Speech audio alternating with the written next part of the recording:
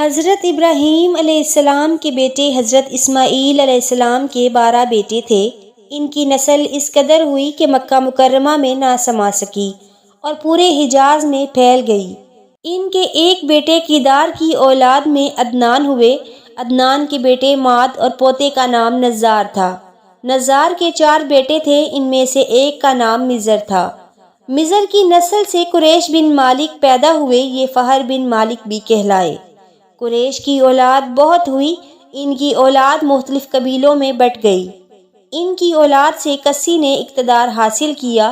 کسی کے آگے 3 بیٹے ہوئے، ان میں سے ایک عبد مناف تھے، جن کی اگلی نسل میں ہاشم پیدا ہوئے۔ ہاشم نے مدینہ کے ایک سردار کی لڑکی سے شادی کی، ان کے ہاں ایک لڑکا پیدا ہوا، اس کا نام شیبہ رکھا گیا۔ یہ پیدا ہی ہوا تھا کہ ہاشم کا انتقال ہو گیا۔ ان کے بھائی مطلب مکہ کے حاکم ہوئے۔ ہاشم کا بیٹا مدینہ منورہ میں پرورش پاتا رہا۔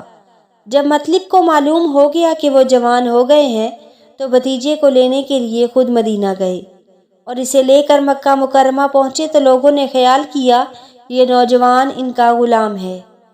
مطلب نے لوگوں کو بتایا یہ ہاشم کا بیٹا اور میرا بھتیجا ہے، اس کے باوجود لوگوں نے اسے مطلب کا غلام ہی کہنا شروع کر دیا۔ اس طرح شیبہ کو عبد المطلب کہا جانے لگا۔ انہی عبد المطلب کے ہاں ابو طالب، حمزہ، عباس، عبداللہ، ابو لہب، حارث، زبیر، زرار اور عبد الرحمن پیدا ہوئے۔ ان کے بیٹے عبداللہ سے ہمارے نبی حضرت محمد صلی اللہ علیہ وآلہ وسلم پیدا ہوئے۔ عبد المطلب کے تمام بیٹوں میں حضرت عبداللہ سب سے زیادہ خوبصورت اور سب سے زیادہ پاک دامن تھے۔ عبد المطلب کو خواب میں زمزم کا کنواں کھودنے کا حکم دیا گیا، یعنی حضرت اسماعیل علیہ السلام کے کنویں کو۔ اس کنویں کو قبیلہ جرہم کے سردار مزاز نے پاٹ دیا تھا۔ قبیلہ جرہم کے لوگ اس زمانہ میں مکہ کے سردار تھے، بیت اللہ کے نگران تھے۔ انہوں نے بیت اللہ کی بے حرمتی شروع کر دی۔ ان کا سردار مزاز بن عمرو تھا، وہ اچھا آدمی تھا۔ اس نے اپنے قبیلے کو سمجھایا کہ بیت اللہ کی بے حرمتی نہ کرو، مگر ان پر اثر نہ ہوا۔ جب مزاز نے دیکھا کہ ان پر کوئی اثر نہ ہوتا تو قوم کو اس کے حال پر چھوڑ کر وہاں سے جانے کا فیصلہ کیا۔ اس نے تمام مال و دولت، تلواریں اور زرہیں وغیرہ خانہ کعبہ سے نکال کر زمزم کے کنویں میں ڈال دیں اور مٹی سے اس کو پاٹ دیا۔ کنواں اس سے پہلے ہی خشک ہو چکا تھا، اب اس کا نام و نشان مٹ گیا۔ مدتوں یہ کنواں بند پڑا رہا۔ اس کے بعد بنو خزاعہ نے بنو جرہم کو وہاں سے مار بھگایا۔ بنو خزاعہ اور کسی کی سرداری کا زمانہ اسی حالت میں گزرا۔ کنواں بند رہا یہاں تک کہ کسی کے بعد عبد المطلب کا زمانہ آ گیا۔ انہوں نے خواب دیکھا، خواب میں انہیں زمزم کے کنویں کی جگہ دکھائی گئی اور اس کے کھودنے کا حکم دیا گیا۔ حضرت علی رضی اللہ تعالیٰ عنہ سے روایت ہے کہ عبد المطلب نے بتایا میں حجر اسود کے مقام پر سو رہا تھا کہ میرے پاس ایک آنے والا آیا۔ اس نے مجھ سے کہا طیبہ کو کھودو۔ میں نے اس سے پوچھا طیبہ کیا ہے، مگر وہ کچھ بتائے بغیر چلا گیا۔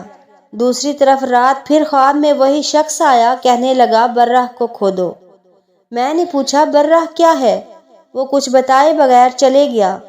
تیسری رات میں اپنے بستر پر سو رہا تھا کہ پھر وہ شخص خواب میں آیا، اس نے کہا مجنونہ کو کھودو۔ میں نے پوچھا مجنونہ کیا ہے، وہ بتائے بغیر چلا گیا۔ اس سے اگلی رات میں پھر بستر پر سو رہا تھا کہ وہی شخص پھر آیا اور بولا زمزم کھودو۔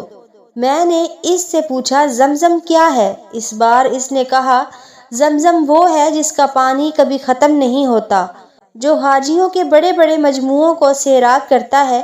عبد المطلب کہتے ہیں میں نے اس سے پوچھا یہ کنواں کس جگہ ہے، اس نے بتایا جہاں گندگی اور خون پڑا ہے اور کوا ٹھونگے مار رہا ہے۔ دوسرے دن عبد المطلب اپنے بیٹے حارث کے ساتھ وہاں گئے۔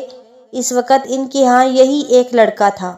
انہوں نے دیکھا وہاں گندگی اور خون پڑا تھا اور ایک کوا بھی ٹھونگے مار رہا تھا۔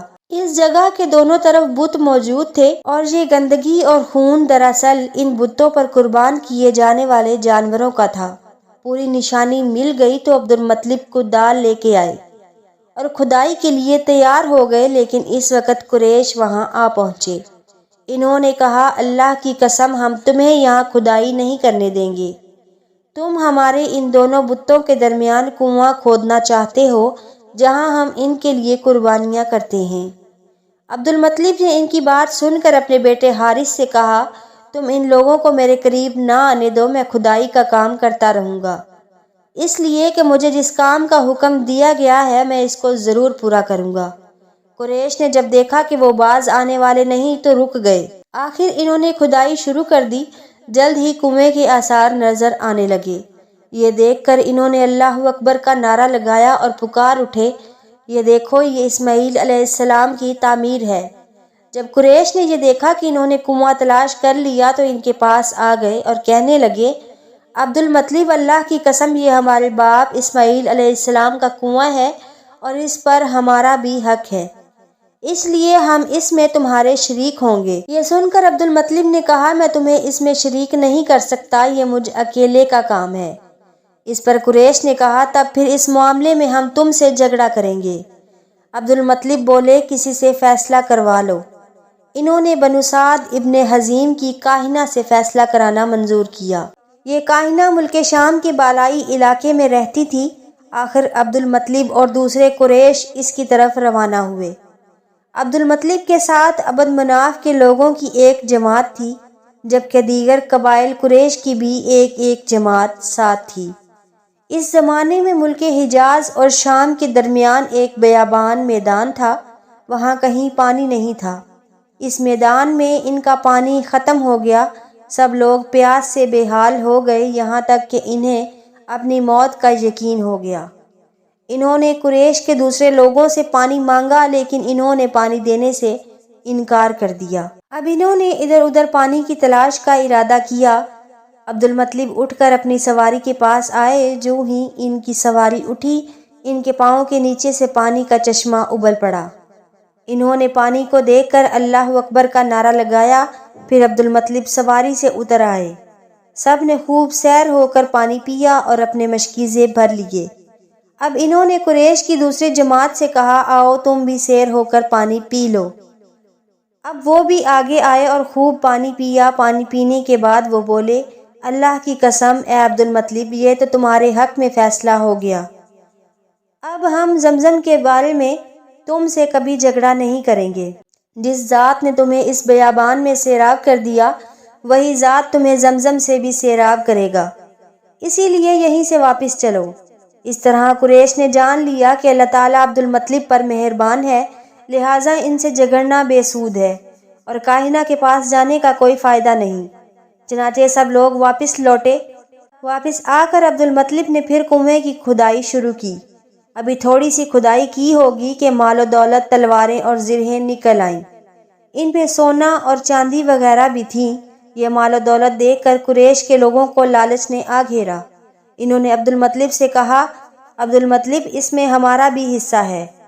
ان کی بات سن کر عبد المطلب نے کہا، نہیں، اس میں تمہارا کوئی حصہ نہیں، تمہیں انصاف کا طریقہ اختیار کرنا چاہیے۔